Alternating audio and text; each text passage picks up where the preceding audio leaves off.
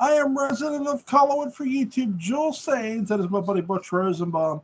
We are here to discuss the movie Night of the Creeps, which is nice, which is directed and written by Fred Decker. This movie was released August 22nd, 1986, distributed by TriStar Pictures.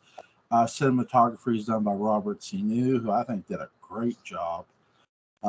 Which I gotta ask Butch here about. But music by Barry D. Verzon.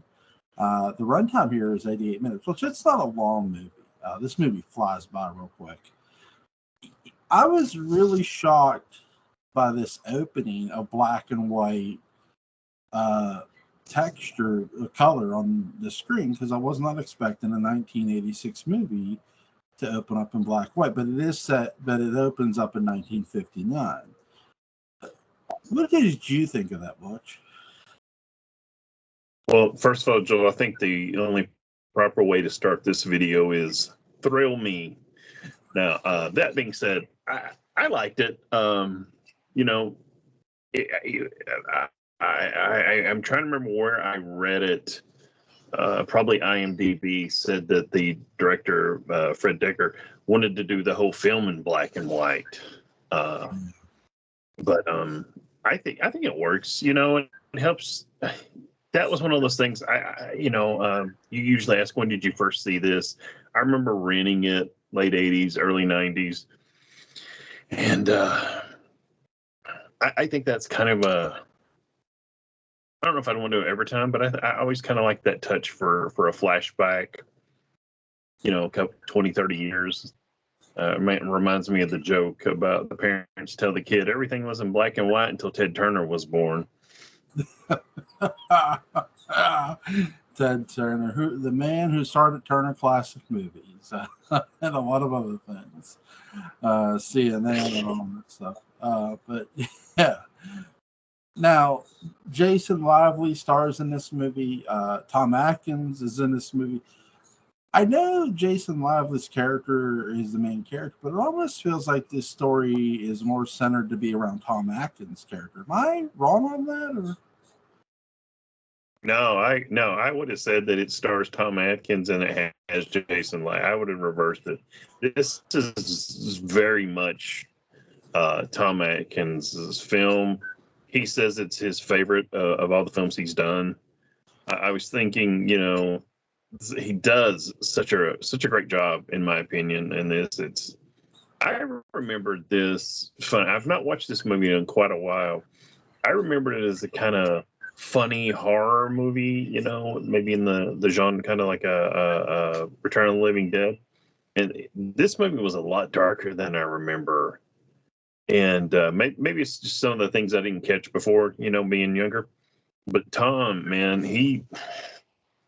Tom Atkins, he's just the man. And I was thinking, too bad we can't get Tom Atkins, Bruce Campbell, Jeffrey Combs, and maybe Tim Thomerson in a film. You know, 4 cool old guys saved the world or something like that.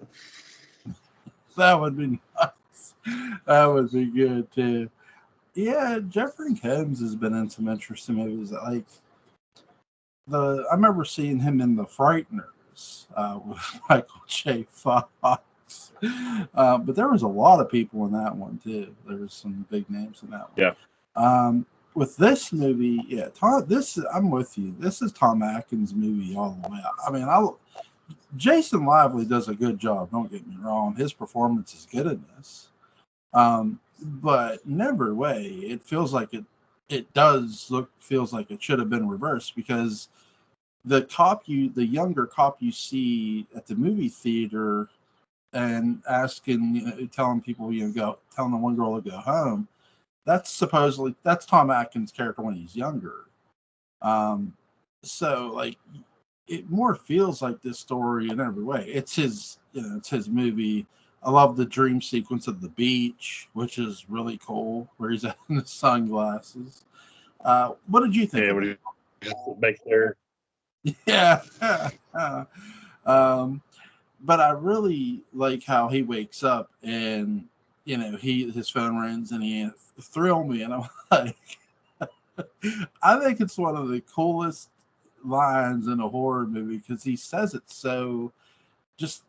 Tom Atkins can say any line as cool as he wants to. He's right up there with Bruce Campbell in lines where he can just get away with it. What did you think of that? Yeah. Oh yeah. Yeah. Total agreement. But probably this movie in Halloween 3, criminally underrated Halloween 3, turned me into a Tom Atkins fan, and yeah, he for the late 80s, when we didn't really have, Vincent Price was still around, but Sir Christopher Lee was still around, but if you will, the next generation was coming up, and I've already mentioned, in my opinion, the four great actors of that period. Tom Atkins, Bruce Campbell, Jeff Combs, and Tim Thomerson. And for us younger kids back in the 80s watching it, that was kind of, Kurt Russell, there's a few others, of course, but they were the new generation. They were our stars. And it's so weird now. I was watching the special feature and they were interviewing Tom Atkins, and it was just like, wait, why is Tom so old? Because I can put in Halloween 3, or I can put this in, and he it's 40 years ago. It's me and Daniel Culver, my buddy Daniel Culver, have had this discussion too. It's like this celebrity horror stars we grew up with, they're aging, they're getting older. You have the new wave now coming. I do feel though too that, and I hope I'm wrong, by the way, what I'm about to say, I feel the 70s and 80s are going to be the end up producing more horror stars than today does. I just feel that, they're Tom Atkins, Bruce Campbell, Jamie Lee Curtis. It's like, Jesus Christ. I know like Roy Schroeder was in Jaws. He was in 2 Jaws, but I wouldn't consider him a horror star either. You know what I mean? But just the horror stars we did get, I'm thankful for, and the ones that we still have, I'm thankful for. I do remember in the 90s, because I used to listen to rap, and people are like, don't you think rap is scary? And I'm like, well, what do you think is scary about it? And they're like, oh, I think this is scary. So I put on Michael Jackson's Thriller, and I told them, I want you to listen to Vincent Price. That's scary. That's fucking horrifying. Vincent Price is rapping secretly in that video, in my opinion. That's scary. But with this movie, what did you think of Jason Lavely's character and his friend too? They're very interesting. Let's see, just what JC and what was I can't remember his Lively's character's name. They were your entry duo, for all the guys my age and teenagers that would see this film. That's the person you're supposed to connect with and tell you the story. I think I thought it interesting that JC, the other lead, was physically challenged. Yeah. But there wasn't, quote, a need for it. It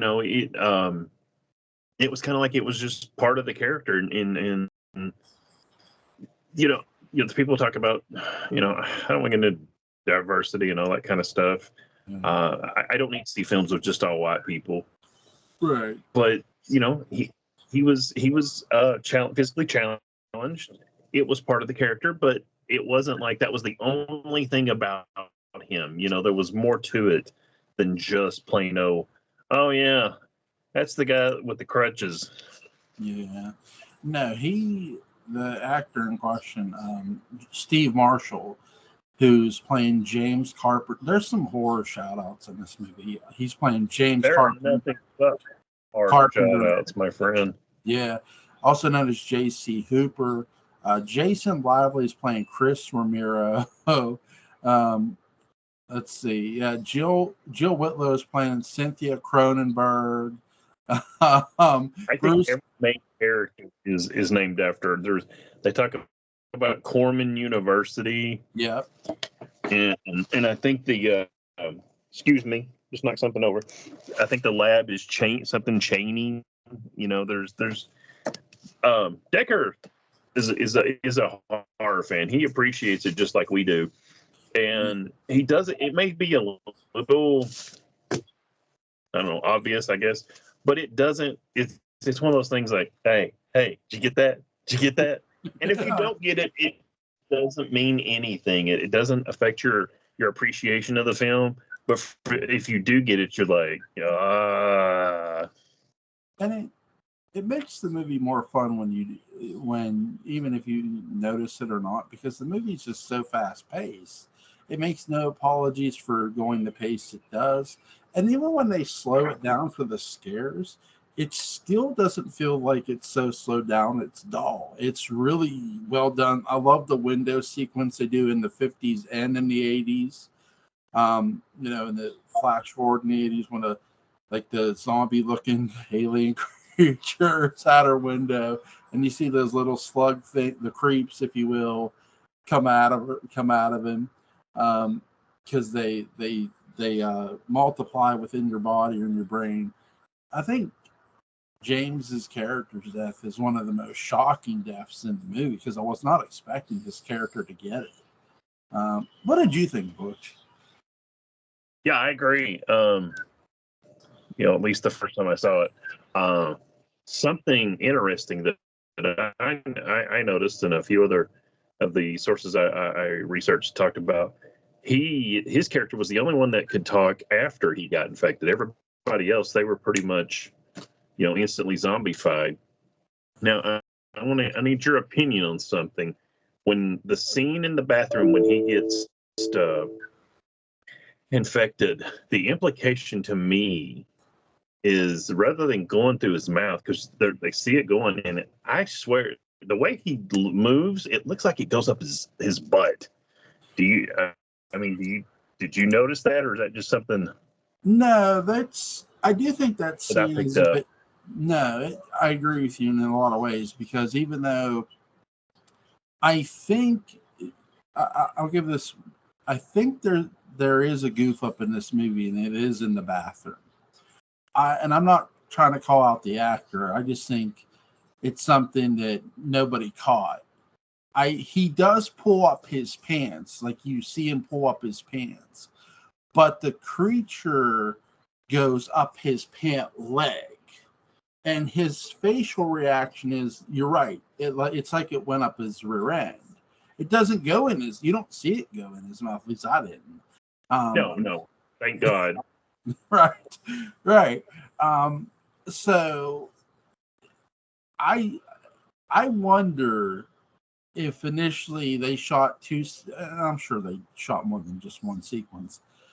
I wonder if there's a sequence where they shot it where the character didn't get his pants pulled up, and they were going to do that, but they might have not have. Again, I'm just giving my opinion. I think sometimes it almost looks like that scene is a bit of a goof up almost, but then it doesn't because it goes right, like to me, in my opinion. But again, it's just one of those weird scenes in this movie, but it works. That's what's weird about this movie. Yeah. That everything in this movie works well because you have these aliens who are getting attacked in outer space, and then the creeps. I think they got launched either the aliens are either intentionally or accidentally launches the creeps into Earth. I love how they're looking for them with the spotlight at the end of the ship's light. Yeah, okay.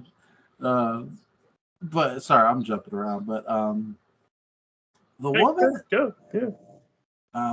The woman in this movie she is stunningly beautiful. Jill Whitlow as Cynthia Cronenberg. What a knockout. When you look at her eyes, yeah, it's like you see why she's the lead. And she has all the characteristics of a final girl in every way. you know, what did you think, Butch? I'm sorry. No, you're good. Yeah. Other than, if you get into Final Girls Have to Be Virgins, and there's a little bit of possibility that her and Biff or Bob or whatever her stupid boyfriend's name was, but God, I couldn't stand that character. Mark of a good actor, I think, is when you have an unlikable character and you don't like the character. I mean, that's what you say what you want. That's what you're supposed to do. But yeah, she's just as cute as can be. I mean, and my favorite part, well, not my favorite part, but for her character, my favorite part is when, the poop's hitting the fan and the creeps and the zombies are showing up. And she's like, and like dude's like, kind of, he doesn't slap her, but like, come on, we got to get. And they become like a battle couple. He's shooting with the shotgun and she's blowing him up with the flamethrower. And it's just like, yeah, that's a cool chick, man. A woman you can take into combat with you. That's a woman you need to keep around. And her reaction is so realistic too, because again, this is not something you expect to see in your life. Dead people people who from college coming at you and they're dead. You talked about the line, hey, the good news, your date's here. The bad news is they're dead. Which is said by Tom Atkins. Well, yeah, which is said by Tom Atkins' character. Which is a great line. I love how he's in the sorority, in the Kappa or sorority house, and he tells them that. And one of the girls had been infected. Here's my question to you, and I know we're not at the end of our video, but how many legitimately did you think were infected by the end of this movie that we don't know about? By the end of it, just the one, because with the new or home video ending where you see the ship go down to the graveyard and is looking for them, I presume it's just the one. Yeah, it was probably Tom Atkins' characters. After the explosion, you see the body fall and the things take off. So I presume it was just that one, and hopefully the aliens are going to take care of the rest of them. Oh, and there's still the cat or the dog. Yeah. Well, I do know they die. Like eventually, they do die. Like they just die. Don't die. Which is interesting. But it takes to me, in my opinion, some time. We don't know, because I do know the bus crash is very interesting. How all the extras in this movie that turn, I think, is a really great use by Fred Decker. What did you think, Butch? Yeah. It's kind of. I remember the first time I watched this, and I still think this thought every time I see it. In a way, it kind of reminds me of Night of the Living Dead, but with not a straight reanimated corpse. But it's kind of funny because if you ever read the old TV guide description of Night of the Living Dead, it says a returning Venus probe causes dead corpses to reanimate and attack the living. And George always hated that because it's like, I just, I didn't, why they're happening, to reanimate doesn't matter. I'm just telling the story. So, something from space comes and causes dead people to rise. I don't. To me, there's a major Night of the Living Dead influence here, and the people, in the house trying to save each other. This is, we just did Monster Squad. Yeah, and I feel like these two are such a good double feature. If you've never seen both or either, you could watch one and then watch the other. I'm pretty sure I rented them together, not knowing that they were directed by the same person, and they have a great, there's a great humor to them. There's a great reverence for for the horror cliches, and as they say, it doesn't take itself too seriously. It takes itself seriously enough to finish the story, but it's not like this is no laughing matter. Oh yeah, but you're going to you're going to have a few laughs and a few dark laughs, and Decker knows just what he's doing. I know this movie was a flop financially speaking, and it took it a while to get discovered on home video, but I'm always surprised that Fred Decker didn't have a bigger career than what he did, because this, in my opinion, this is two great films, but two very enjoyable, if nothing else, Saturday afternoon films. This film flopped? Really?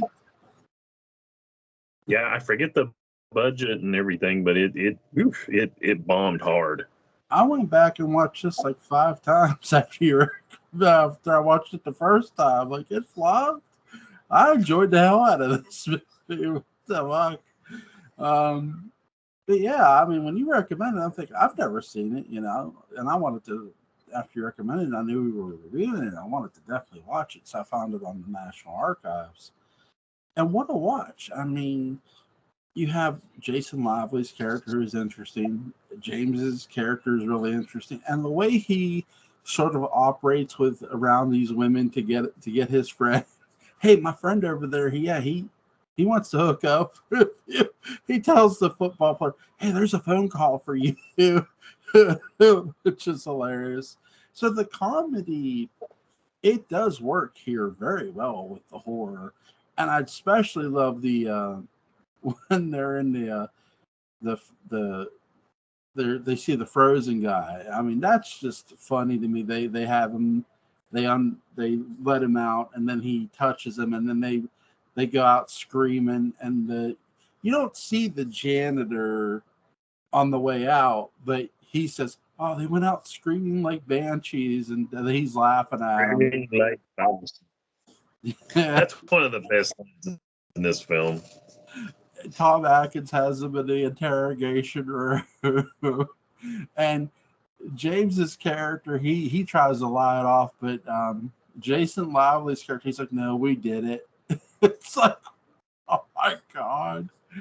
He's like, yeah.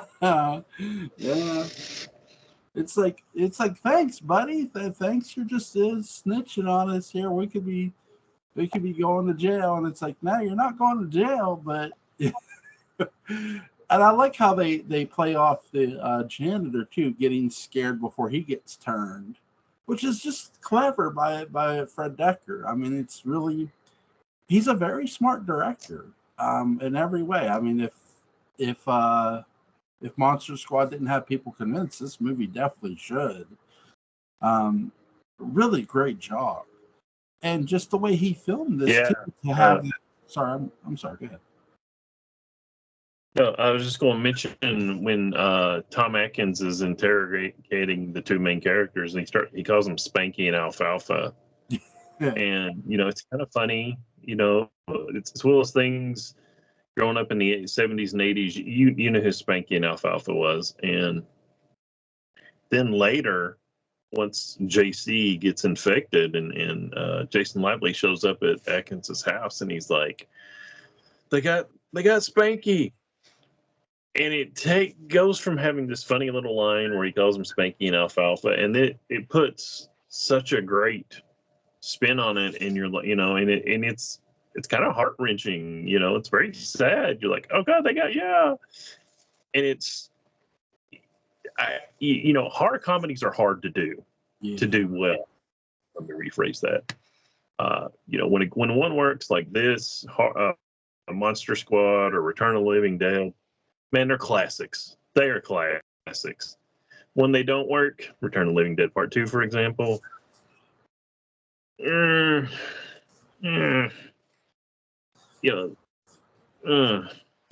makes you appreciate the classics that do work. This script, the Monster Squad, the two great films, man, that just two great tastes that taste great together. Let's just go with that.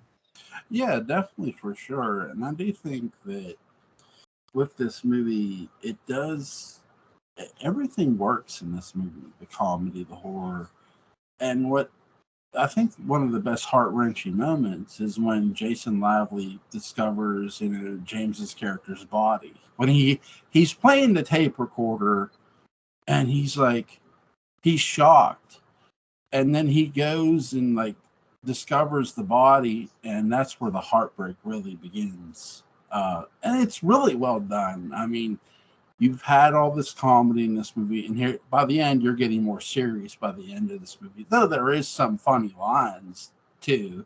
Oh yeah.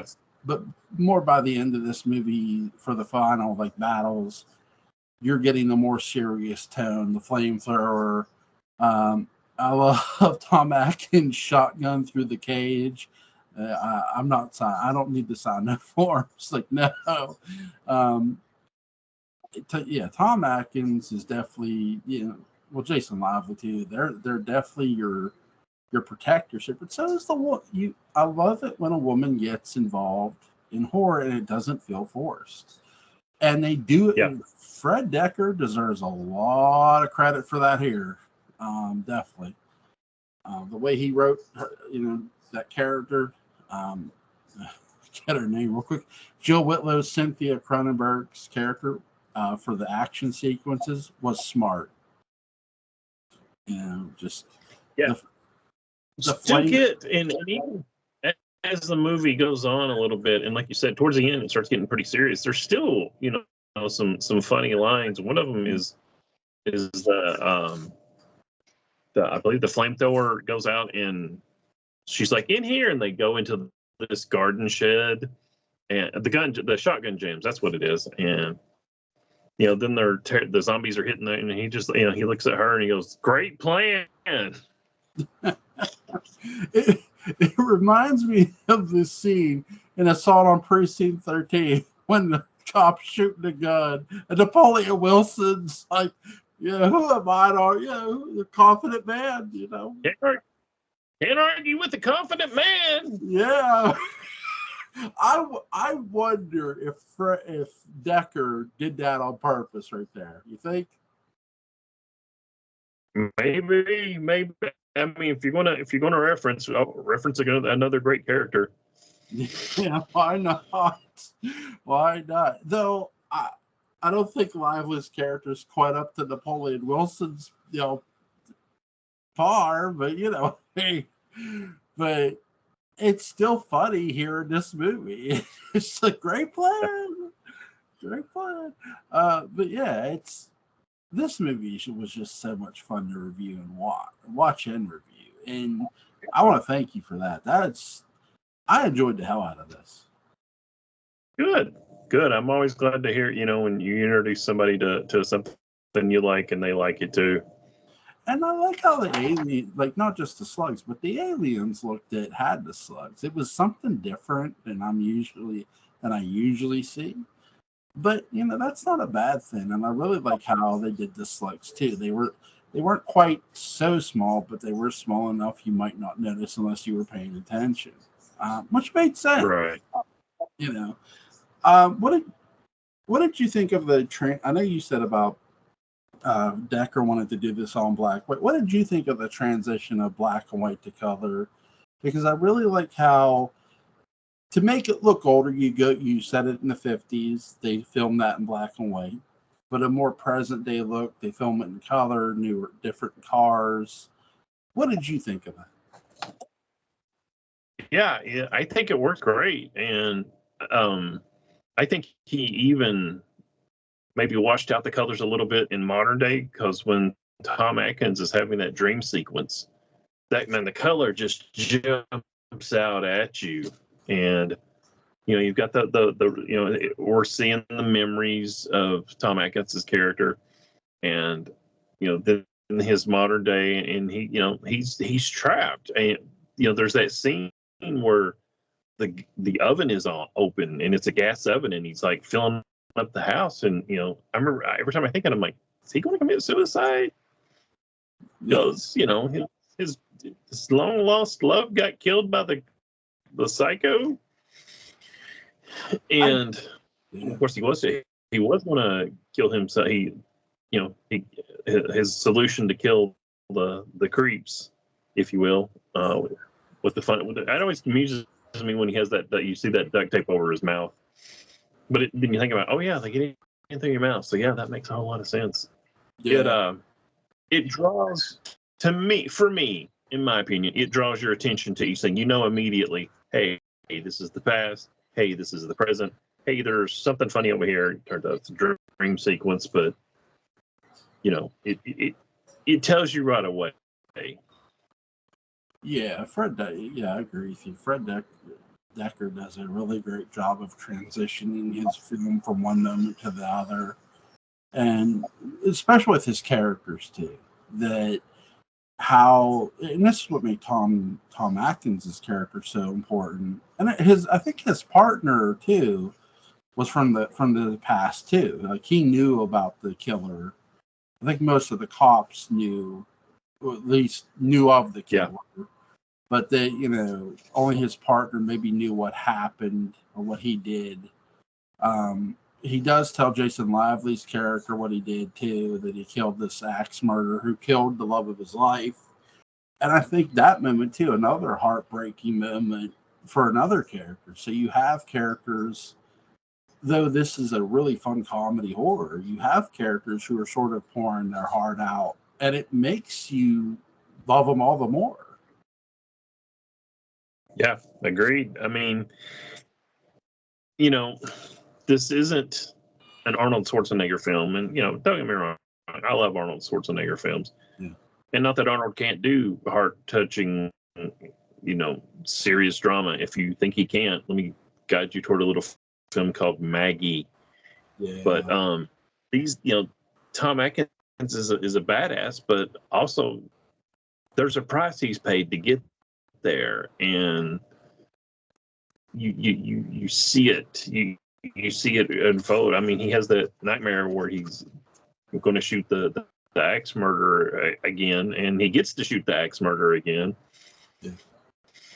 And it still doesn't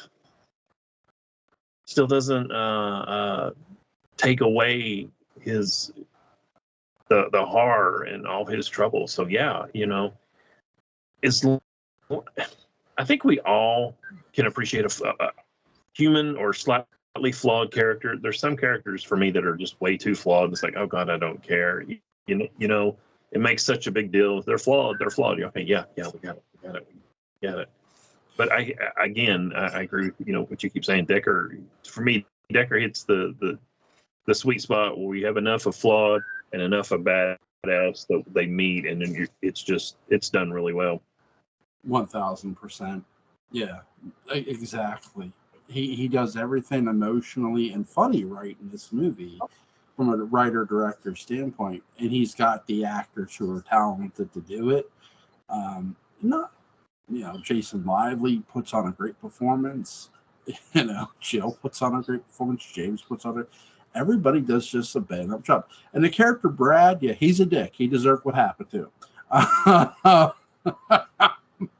So, but yeah, I give this movie a 10. Butch, what do you give it? Oh yeah. At least, or even maybe a 9, but 9, 10. It does its job. It entertains you. It tells you a story you understand pretty quick.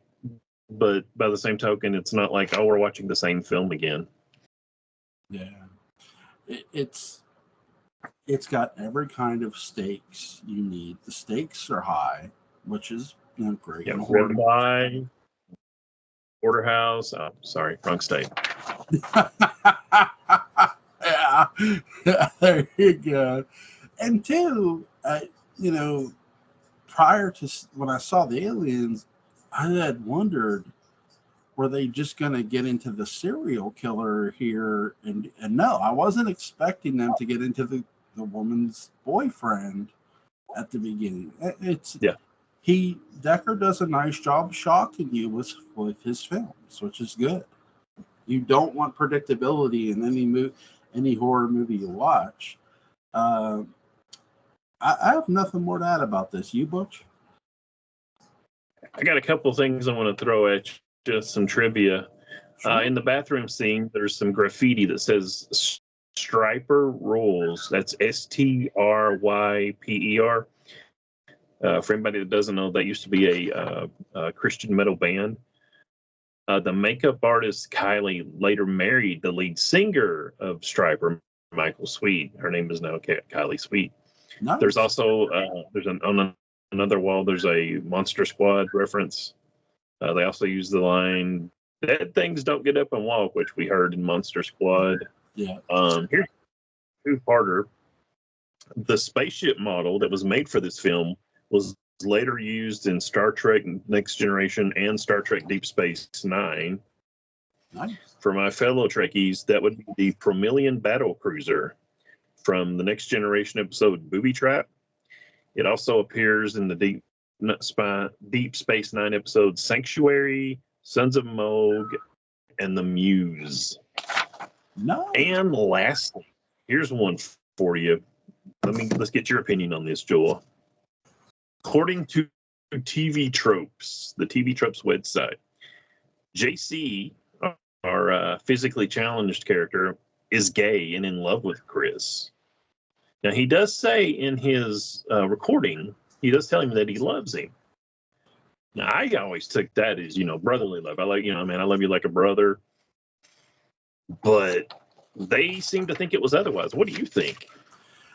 No, I don't think it was otherwise. I think his character has, again, so physically challenged, and he's got this.